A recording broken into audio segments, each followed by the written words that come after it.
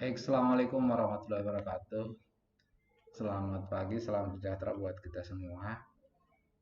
Ketemu lagi dengan Bapak di pertemuan awal untuk tahun pembelajaran baru 2020-2021. Semoga di masa COVID-19 ini tetap kita senantiasa diberikan kesehatan. Pastikan kita selalu menggunakan eh, protokol kesehatan. Ya, jadi aktivitas pembelajaran tetap jalan per tanggal 13 Juli 2020, tidak ada istilah libur.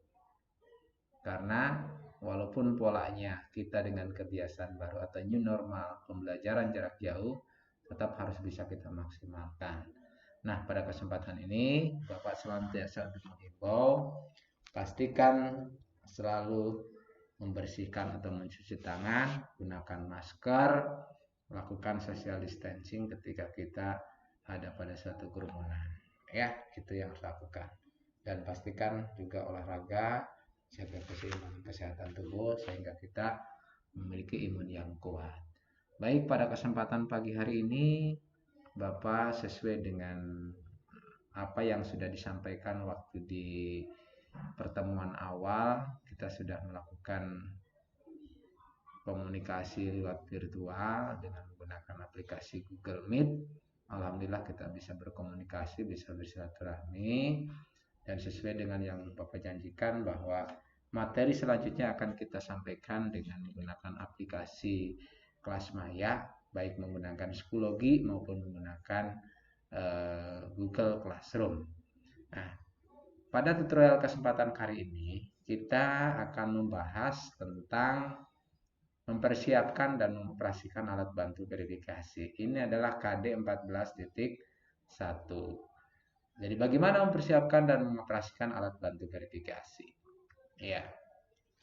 Sebelum kita masuk kepada materi inti, bagaimana mengoperasikan alat bantu verifikasi dan bagaimana nanti prakteknya.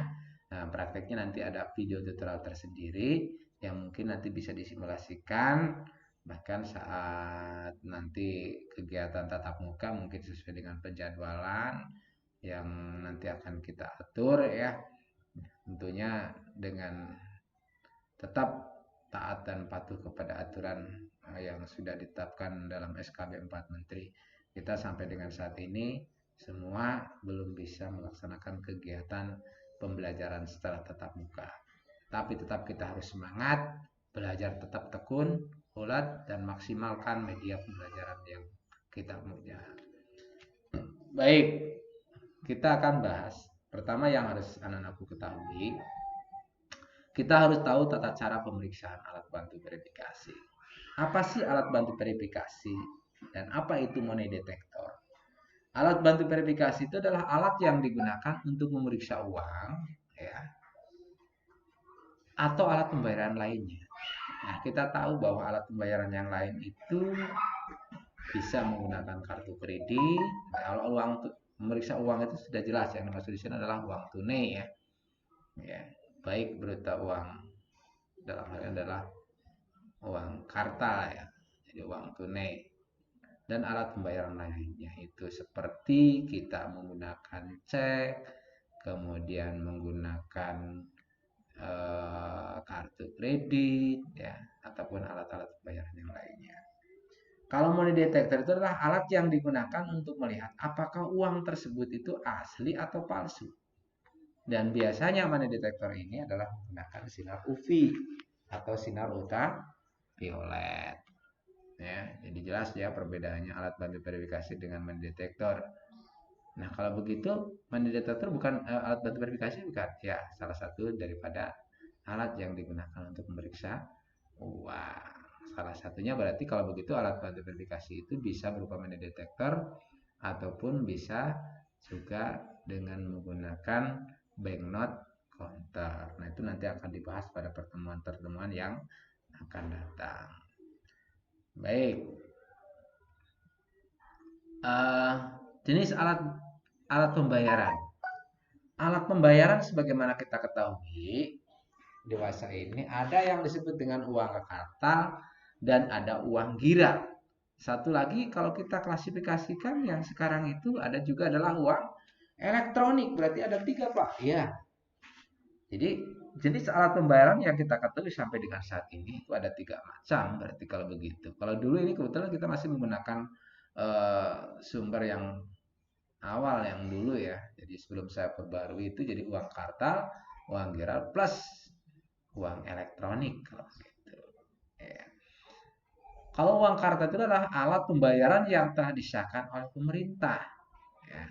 Berupa apa? Berupa uang tunai yang terdiri dari uang logam maupun uang kertas. Ingat bahwa alat pembayaran yang disahkan oleh pemerintah itu adalah uang kartal.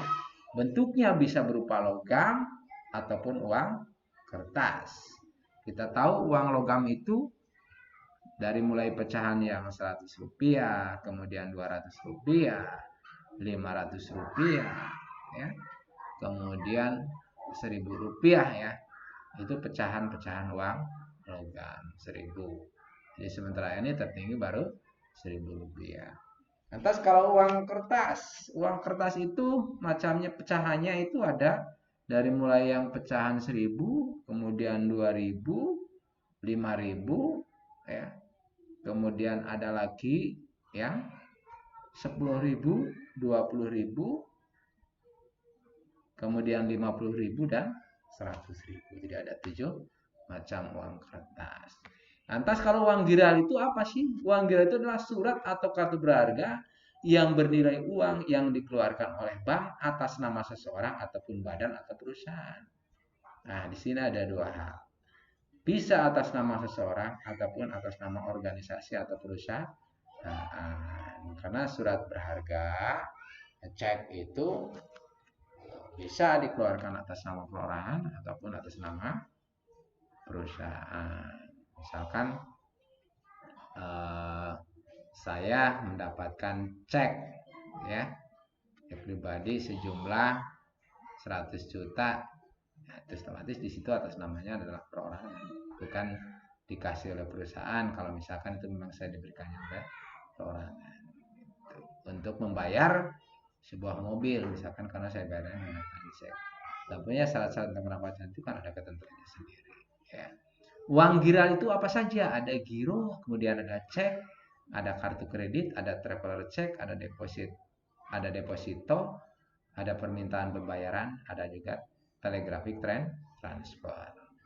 Nah, uang giral ini ada yang disebut dengan giro, kemudian ada cek, ya, kemudian ada kartu kredit. Jadi giro itu adalah apa namanya, berupa sama sih, berupa tabungan sejumlah uang yang ada di bank yang bisa dipindah bukukan dari satu rekening ke rekening yang lain. Itu namanya adalah giro ya. Kalau cek itu adalah perintah, surat perintah dari bank untuk membayar sejumlah uang tertentu tanpa syarat tertentu kepada orang yang namanya tertera dalam cek dengan nominal uang yang tertera pada cek tersebut ya. Sedangkan kartu kredit adalah kartu yang digunakan sebagai alat pembayaran non tunai ya. Kalau traveler cek itu adalah cek yang digunakan untuk bepergian. Misalkan kita mau traveling nih, dan itu bisa dicairkan ya, pada suatu bank-bank tertentu sesuai dengan apa namanya cek yang tertera, namanya cek bepergian. Jadi misalkan kita mau wisata ke Bali ataupun misalkan ke luar negeri, cukup dengan mencairkan cek travel check yang sudah diterbitkan oleh bank tertentu bisa dicairkan ya. Sedangkan deposito itu adalah tabungan yang disimpan di bank dengan syarat-syarat tertentu dan ketentuan tertentu ya, yang tidak bisa diambil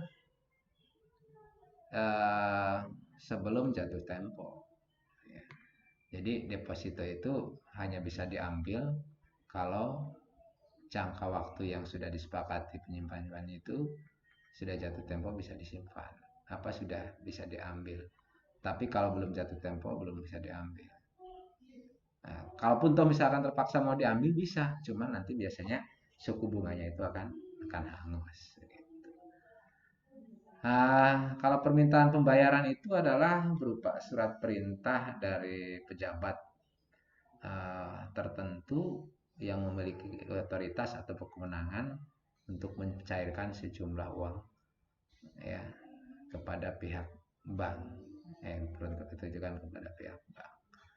Ya, contoh misalkan pejabat pengelola kas daerah nih mencairkan itu bisa itu dengan menggunakan permintaan pembayaran. Itu seperti itu. Dan juga ada telegraphic transfer, jadi transfer yang digunakan secara elektronik ya seperti Western Union sekarang itu kan dalam syarat-syarat tertentu hanya dengan menggunakan ID dan kode yang kita dapatkan itu bisa mencairkan. Baik, selanjutnya alat bantu verifikasi. Alat bantu verifikasi di sini ada prosedur penerimaan kartu kredit sebelum kartu kredit digosokkan di mesin EDC atau imprinter namanya ya. Jadi ada prosedur penerimaan kartu kredit sebelum kartu kredit itu digosokkan. Pertama apa sih prosedurnya? Periksa dulu nih fisik kartu kredit. Cetakan nomor kartu, tempat tanda tangan, hologram dan masa berlaku. Itu harus diperiksa. Jadi ada nomor kartunya, tempat tanda tangan, ada hologram banknya, kemudian ada masa jangka waktu berlaku kartu itu sendiri. Yang kedua adalah mencocokkan nomor kartu kredit dengan daftar BIN. Apabila nomor tidak cocok, tidak terdaftar sebagai segera hubungi card center. Ya. Jadi mencocokkan nomor kartu kredit dengan daftar BIN. Apabila nomor tidak cocok atau tidak terdaftar, segera hubungi card center. BIN itu sendiri apa sih? BIN di sini adalah bukan Badan Intelijen Negara, tetapi buku induk nasabah. Jadi nomor kartu kredit itu harus sama dengan nomor induk nasabah. Apabila tidak cocok, tidak terdaftar, segera hubungi card center. Lantas yang ketiga, cocokkan nomor kartu kredit yang tampak pada mesin EDC dengan nomor kartu pada fisik atau kartu kredit. Jadi cocokkan nomor kartu yang tampak pada mesin EDC dengan nomor yang ada pada kartu secara fisik. Jadi ketika digeserkan kan nanti munculnya di layar daripada mesin EDC. Nah, itu seperti ya ini nanti akan kita praktekkan. Kebetulan kita juga sudah punya mesin EDC secara offline ya.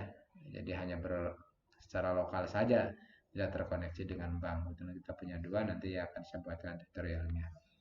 Kemudian yang selanjutnya adalah otoritas dilakukan pada saat memegang kartu kredit masih ada di tempat. Ya. Jadi otoritas itu dilakukan pada saat pemegang kartu kredit masih ada di tempat.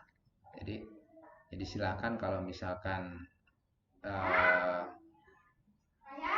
pemegang kartu operator daripada mesin EDC kemudian hasil itu menemukan sesuatu yang janggal itu nanti silakan bisa dikomunikasikan dengan pihak pemegang kartu. Kemudian jangan membagi-bagi atau memilih transaksi menjadi beberapa bagian ya. Itu jangan. Jadi harus harus dilakukan dengan menggunakan satu kartu itu kalau memang dilakukan masih pada satu kuartal atau satu tahun. Maksudnya seperti itu. Kemudian kartu kredit jangan digosokkan lagi apabila sudah ditolak mesin EDC. Segera hubungi card center. Hati-hati atas hal yang tidak wajar. Kemudian transaksi di mesin EDC harus di settlement maksimal 5 hari setelah transaksi. Apa itu settlement nanti akan kita bahas pada materi selanjutnya ya. Kemudian faktur EDC manual harus disetorkan ke card center maksimal 5 hari ya, sejak tanggal transaksi. Dan yang terakhir adalah copy faktur merchant warna kuning atau biru harus disimpan selama kurang lebih 128 ya, itu seperti itu. Oke, next, persiapan sebelum memeriksa uang tunai secara manual. Apa saja nih yang harus dilakukan kalau kita melakukan pemeriksaan uang secara manual? Kalau tadi adalah langkah yang harus dilakukan sebelum kita memeriksa kartu kredit, jadi harus dilakukan itu. Ini adalah bagaimana persiapan kita sebelum memeriksa uang tunai secara manual. Pertama, memverifikasi macam-macam uang tunai. Jadi harus tahu dulu nih uang tunai itu pecahannya ada berapa, seperti yang tadi disampaikan oleh saya. Kalau yang misalkan eh, apa namanya yang berupa uang kertas kan ada yang 1.000, 2.000, 5.000, 10.000 sampai dengan 100.000 ya. Tapi kalau berupa uang logam jarang sih yang dipalsukan karena dari sisi materialnya juga susah mungkin dan juga nominalnya nggak terlalu besar sehingga para sindikat apa namanya pemalsu uang itu susah untuk apa memalsukan uang seperti itu. Kemudian mengetahui cara memeriksa uang tunai secara manual ya. Jadi kita mengenal dengan istilah 3D, dilihat, diraba dan diterawang. Itu minimalnya seperti itu. Kemudian menerima uang pembayaran, memverifikasi uang pembayaran dengan cara dilihat, diraba dan diterawang. Nah, sedangkan prosedur verifikasi kartu kredit, pertama yang harus dilakukan itu mengenal kartu kredit. Kemudian tahu kartu palsu dan yang ketiga memverifikasi kartu kredit. Ini 3 hal prosedur sebelum kita verifikasi kartu kredit. Jadi mengenal kartu kredit dulu, kemudian mengenal kartu palsu dan memverifikasi kartu kredit. Selanjutnya adalah pengenalan kartu kredit. Ada yang menggunakan foto kartu, ada yang menggunakan foto pada pemilik kartu, dan ada juga yang tidak ya. Yang pertama yang kita bahas adalah yang menggunakan foto pada kartu ya. Kartu kredit yang menggunakan foto ya, pada bagian depan atau muka tertera tanda. Yang pertama adalah tanda tangan pemegang kartu di bagian belakang. Kemudian ada masa berlaku kartu, ada hologram bank, kemudian ada nomor kartu kredit 16 digit. Coba aja siapa yang punya apa namanya kartu ATM atau kartu kredit itu pastikan di situ jumlah digitnya adalah 16 digit karena setiap digit itu punya makna sendiri-sendiri ya. Dan yang berikutnya adalah punya logo bank sesuai dengan bank penerbit kartu itu. Kemudian bagian belakang nanti cirinya adalah terdapat keterangan tentang nomor kartu yang dicetak pada panel tanda tangan kurang lebih sama dengan sebagian nomor kartu yang dicetak di muka kartu. Sedangkan ciri yang kedua, tadi yang pertama adalah kartu kredit yang tidak menggunakan foto, yang kedua yang menggunakan foto pada kartu, yang kedua adalah yang tidak menggunakan foto. Ya, cirinya apa saja? Ini kartu kredit yang tidak menggunakan foto pada bagian depan atau muka itu dapat masa berlaku kartu, kemudian ada hologram bank, kemudian nomor kartu kredit sama 16 digit dan ada logo bank. Itu seperti itu. Nah, jadi kalau tadi terdapat tanda tangan ya di bagian kartu, kemudian ada masa berlaku, ada hologram bank, ada nomor kartu 16 digit. Ini bedanya. Jadi bedanya hanya ada tanda tangannya saja kalau yang tadi di apa namanya di yang kartu yang menggunakan foto. Sedangkan ciri pada bagian belakang terdapat keterangan mengenai nomor kartu yang dicetak pada panel tanda tangan kurang lebih sama dengan sebagian nomor kartu yang dicetak di muka kartu. Nah, itu. Sedangkan ciri kartu palsu itu kemungkinan kartu misalkan misalnya contoh di kartu kredit BCA yang palsu itu menggunakan foto pemilik kartu dan ada yang tidak. Misal ini contoh misalkan ya, jadi kemungkinan kartu kredit BCA palsu yang menggunakan foto pemilik kartu ada yang tidak menggunakan. Itu seperti itu. Contoh di sini misalkan yang menggunakan foto pada kartu palsu photocard tidak tertera atau tercetak tanda tangan pemegang kartu di bagian kartu. Sedangkan yang kedua logo bank BCA Group itu agak renggang, sedangkan kartu kredit asli tertulis Grup BCA. Background tulisan BCA tidak tersusun rapi dan bertabrakan dengan pemegang. Kemudian nomor non photocard ya, jadi kalau yang tidak menggunakan foto pada kartu ini yang kartu kredit palsu non photocard logo BCA terletak di kanan atas dengan tulisan di bawah logo bunga BCA Group. Kartu kredit asli terletak di kiri atas dan logo tertulis BCA Group. Nah, ini adalah sumber yang didapatkan dari apa namanya dari sumber yang didapatkan dari buku Erlangga seperti itu. Ya. Nah, itu mungkin untuk pertemuan kita pada pertemuan awal ini. Nanti akan kita lanjutkan pada materi selanjutnya memverifikasi kartu kredit.